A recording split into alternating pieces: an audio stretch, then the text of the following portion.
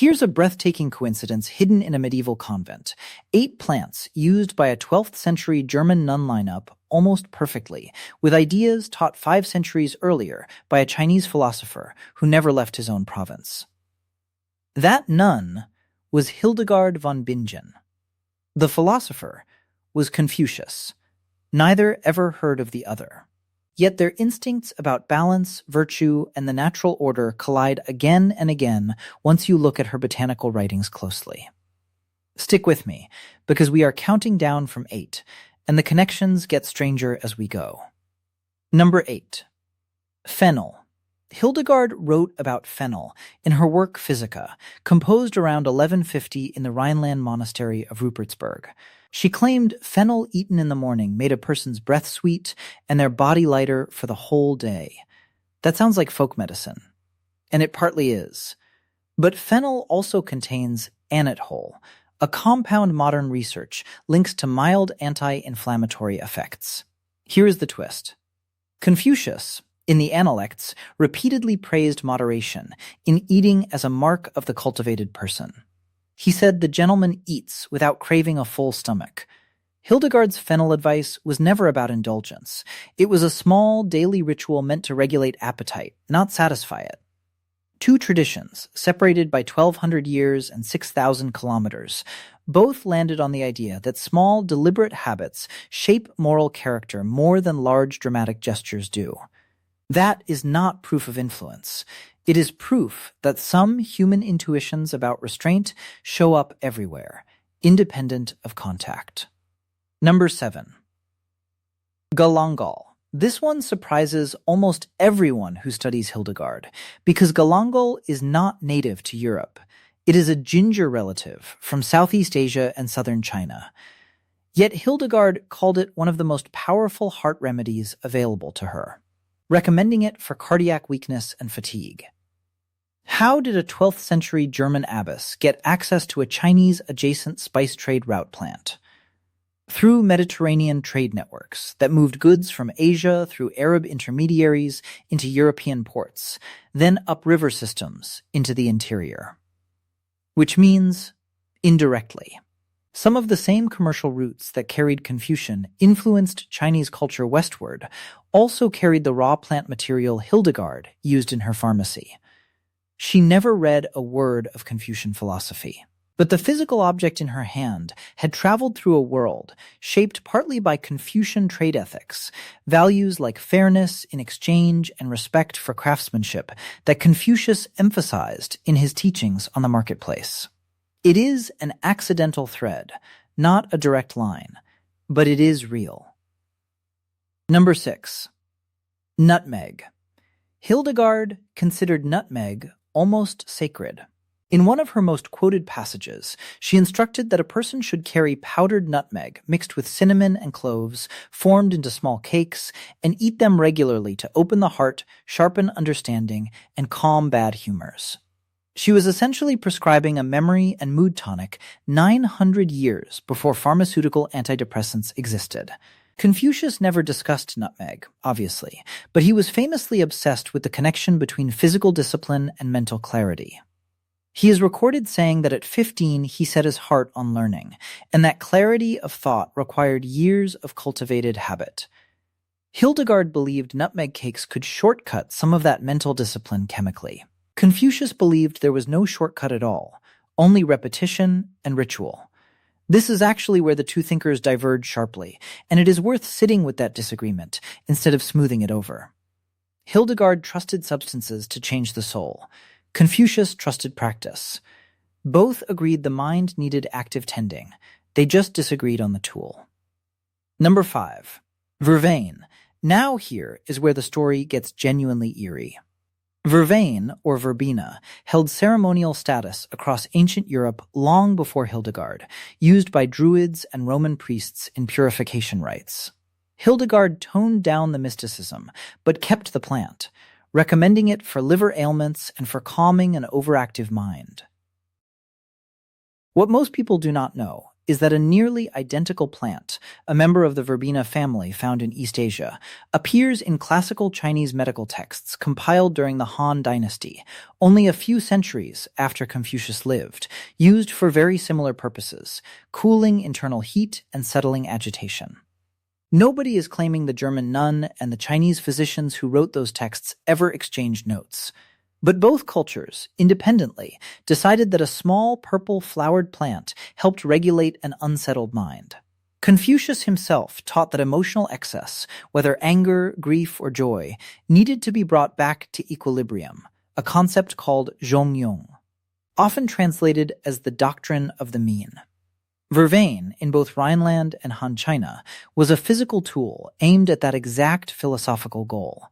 That is either coincidence or it is evidence that human physiology responds to certain plant compounds in universal ways, regardless of the philosophy layered on top. Number 4. Betony.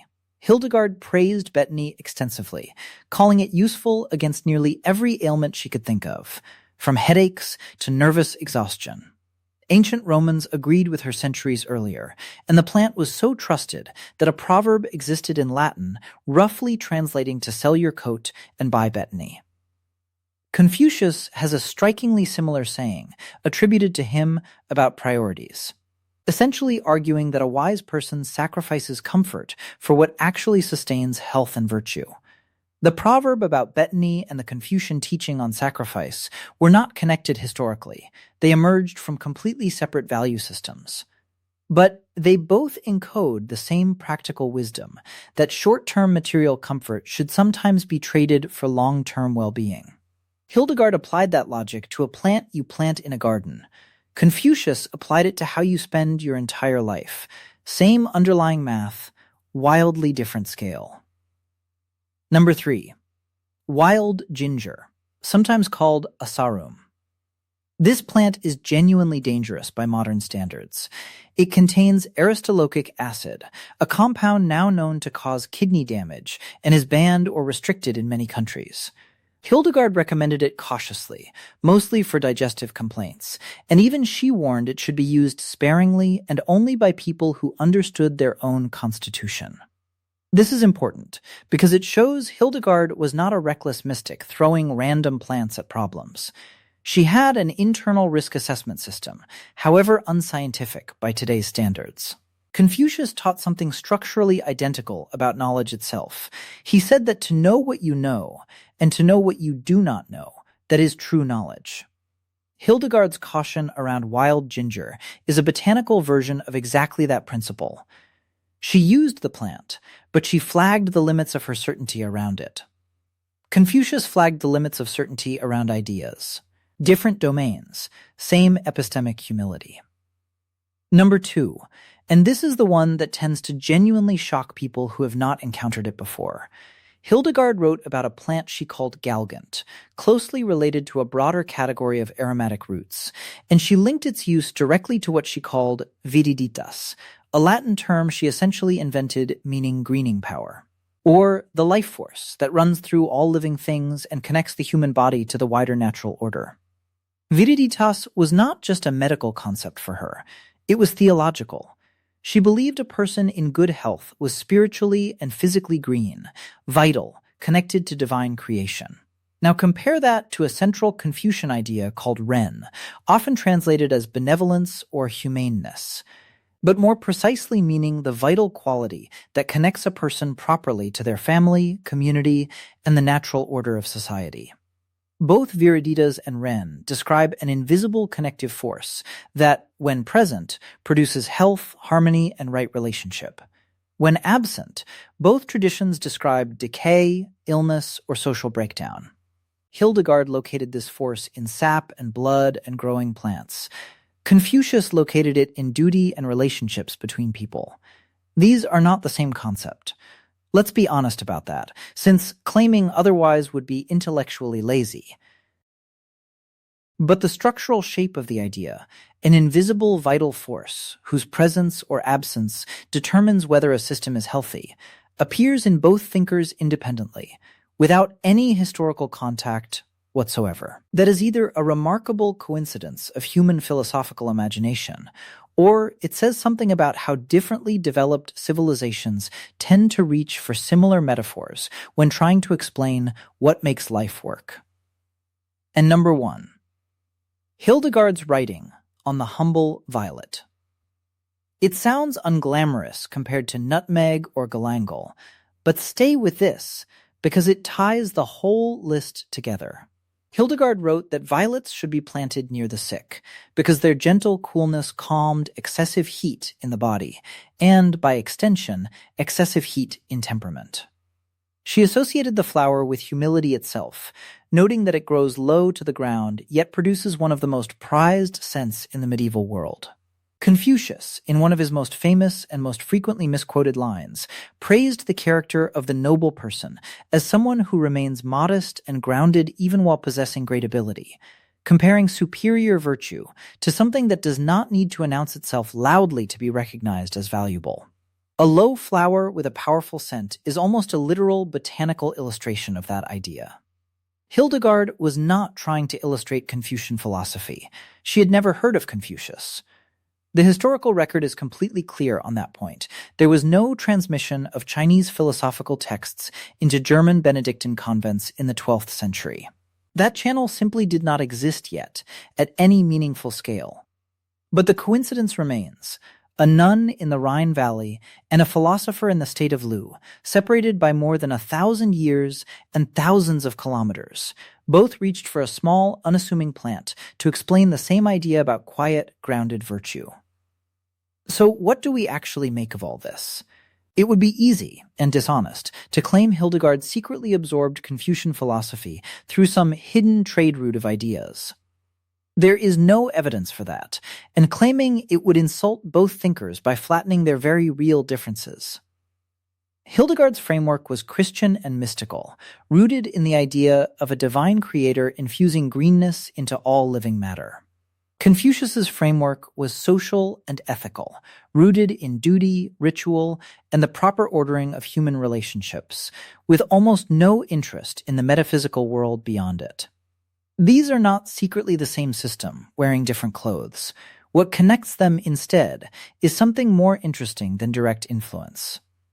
It is convergence. Two intelligent observers of the natural and human world, working in total isolation from each other, kept noticing the same patterns. Moderation beats excess. Small daily habits shape character more than dramatic ones. Certainty has limits, and wisdom includes knowing where those limits sit.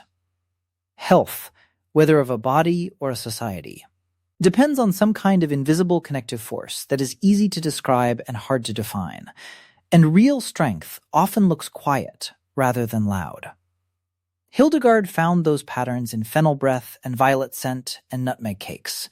Confucius found them in ritual, relationships, and the discipline of learning.